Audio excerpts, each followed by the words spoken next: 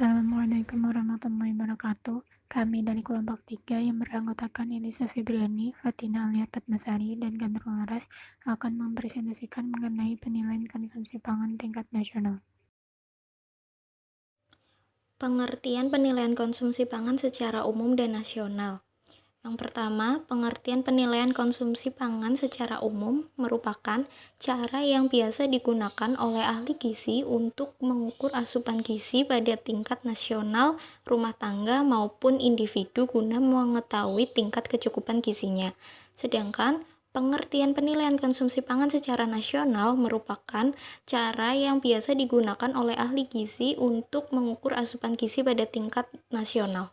Selanjutnya, ada metode penilaian konsumsi pangan. Di dalam penilaian konsumsi pangan, terdapat beberapa metode yang digunakan sesuai tingkatan pola konsumsinya demi mempermudah ahli gizi dalam mendapatkan informasi mengenai tingkat kecukupan konsumsinya. Metode-metode itu terbagi menjadi dua kelompok, yaitu metode kualitatif dan kuantitatif. Yang pertama ada metode kualitatif, meliputi Food Frequency Questionnaire, merupakan cara pengukuran guna mengetahui tingkat kecukupan konsumsi pangan dalam tingkat individu. Yang kedua ada Dietary History, digunakan untuk memperoleh informasi pola konsumsi pangan pada jangka waktu yang lama yang hasilnya bisa digunakan untuk mengaitkan konsumsi pangan tersebut dengan penyakit tertentu. Yang ketiga ada Total Diet Study, survei diet total atau SDT, adalah survei yang bertujuan untuk mengkaji cemaran kimia yang terdapat pada makanan yang dikonsumsi oleh penduduk. Yang kedua, ada metode kuantitatif, meliputi metode recall 24 jam, yang bertujuan untuk mengetahui estimasi kecukupan makanan dan minuman yang telah dikonsumsi seseorang selama 24 jam. Yang kedua, ada weighing method, di mana ahli gizi atau pewawancara mengukur secara langsung berat setiap jenis makanan yang dibawa oleh responden saat wawancara akan dimulai. Yang ketiga ada food records, di mana responden diminta mengingat dan mencatat apa saja makanan yang dikonsumsi selama 7 hari. Yang terakhir ada food balance sheet atau FBS, metode penilaian konsumsi makanan pada kelompok yang lebih luas. FBS merujuk pada sebuah gambaran komprehensif mengenai ketersediaan bahan makanan dari sebuah negara selama jenjang periode yang telah ditetapkan. Food balance sheet ini juga memiliki keterkaitan dengan ketersediaan makanan suatu wilayah, baik dari sisi produksi pangan dan akses makanan yang secara tidak langsung mempengaruhi status gizi masyarakat di wilayah tersebut.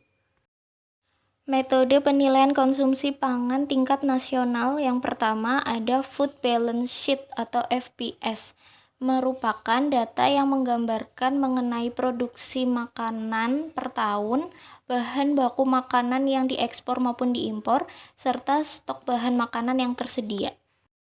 Langkah-langkah perhitungan FBS atau Food Balance Sheet yang pertama, menghitung kapasitas produksi makanan dalam 1 tahun. Kedua, dikurangi dengan pengeluaran. Yang ketiga, jumlah makanan yang dibagi dengan jumlah penduduk. Keempat, diketahui ketersediaan makanan per tahun secara nasional. Kelebihan dan kekurangan Food Balance Sheet atau FBS. Kelebihannya yaitu yang pertama, mengetahui dan menggambarkan konsumsi makanan dalam per kapita. Yang kedua, dapat menentukan kebijakan dalam bidang pertanian dan konsumsi makanan. Yang ketiga, mengidentifikasi kebiasaan makan dan tren konsumsi makanan. Yang keempat, memperkirakan pola konsumsi masyarakat dan perubahan pola konsumsi masyarakat. Adapun kekurangan dari Food Balance Sheet atau FBS, yang pertama, tidak dapat digunakan untuk mengetahui informasi ketersediaan makanan di berbagai daerah dan dalam tingkat rumah tangga.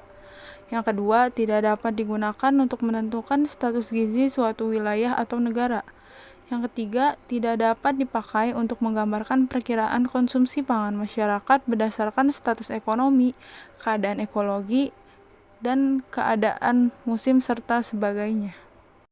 Metode penilaian konsumsi pangan tingkat nasional yang kedua ada Total Diet Study atau TDS. Total Diet Study atau TDS atau survei diet total merupakan survei yang bertujuan mengkaji cemaran kimia pada makanan yang dikonsumsi masyarakat.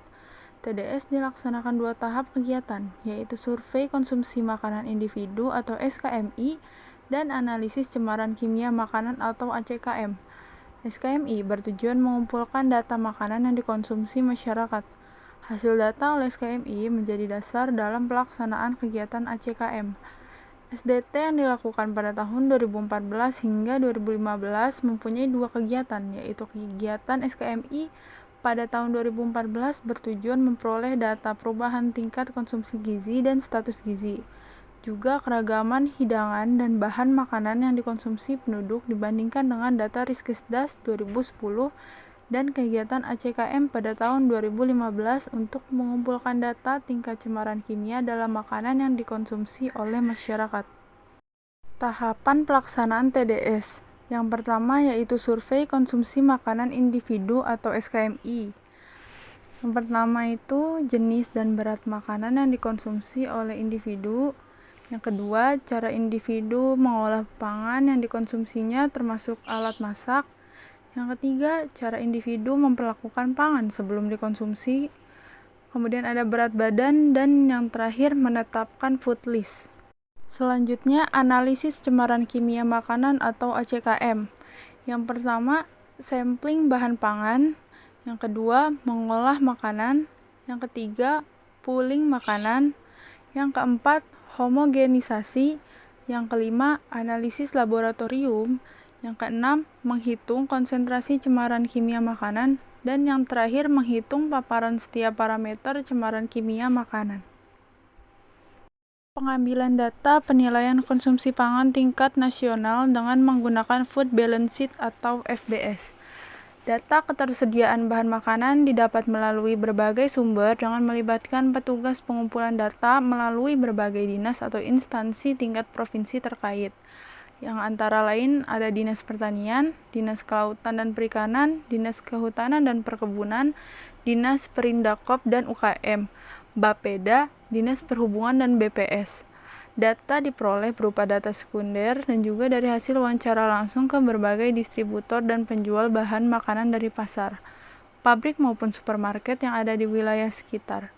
Pengolahan dan analisa data hingga penyelesaian akhir dilakukan oleh tim penyusun neraca bahan makanan atau NBM yang dikoordinasi pelaksanaannya oleh Badan Ketahanan Pangan dan Penyuluhan. Berbagai data yang masuk selanjutnya dikompilasikan menurut jenis komoditinya dan dihitung jumlah ketersediaan masing-masing bahan makanan tersebut untuk per kapita per tahun. Sedangkan untuk mengetahui nilai gizi bahan makanan tersebut, maka dari angka ketersediaan pangan per kapita per hari diterjemahkan ke dalam satuan energi, protein, dan lemak.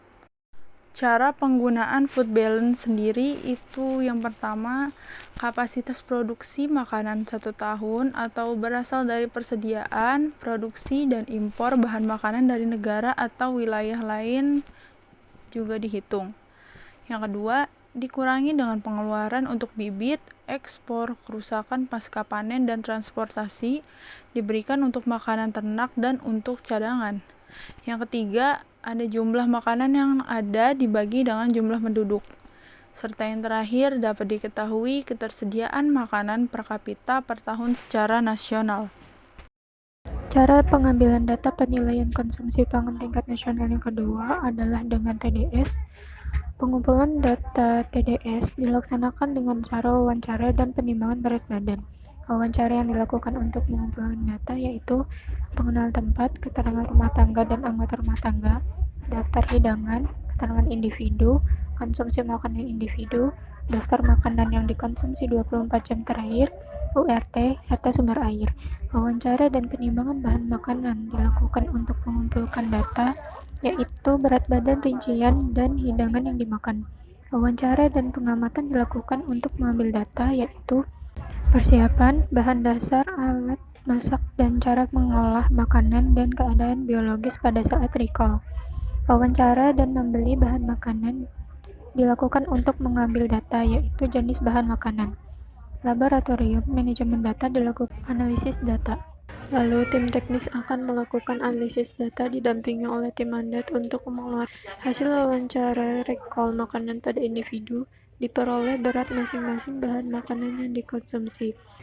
Kemudian, setiap jenis bahan makanan dikelompokkan dalam 17 grup makanan menurut pengelompokan ASEAN, yaitu sereal dan hasil olahannya, umbi-umbian dan hasil olahannya, kacang-kacangan, biji-bijian, sayuran dan hasil olahannya, buah dan hasil olahannya, daging dan hasil olahannya, jeroan atau daging dan olahannya, ikan hewan laut lainnya dan hasil olahannya, telur dan hasil olahannya, susu dan hasil olahannya, minyak, lemak dan olahannya, gula, sirup dan konfeksioneri, bumbu dan olahannya, minuman, makanan komposit, air, suplemen.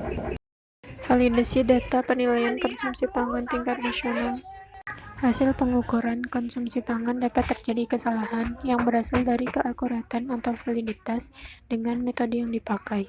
Keakuratan merupakan kemampuan cara yang digunakan untuk dapat mengukur sesuatu yang diukur. Terdapat cara dalam menguji suatu validitas. Yang pertama, FBS. Pada FBS dapat dilakukan dengan mengobservasi makanan, menimbang seluruh bahan makanan, membandingkan metode yang dipakai, dilakukan pemeriksaan biokimia dengan variabel fisiologis dan zat gizi. Yang kedua adalah TDS. Dalam TDS dapat dilakukan dengan validasi data konsentrasi bahan kimia makanan dalam memeriksa data yang dicatat dengan semua sertifikat analisis untuk memastikan kebenaran pelaporan. Identifikasi kesalahan dalam data konsentrasi dapat menjadi tantangan, terutama saat bekerja dengan sejumlah besar titik data yang dihasilkan. Demikian dari kelompok kami, kurang lebihnya mohon maaf. Assalamualaikum warahmatullahi wabarakatuh.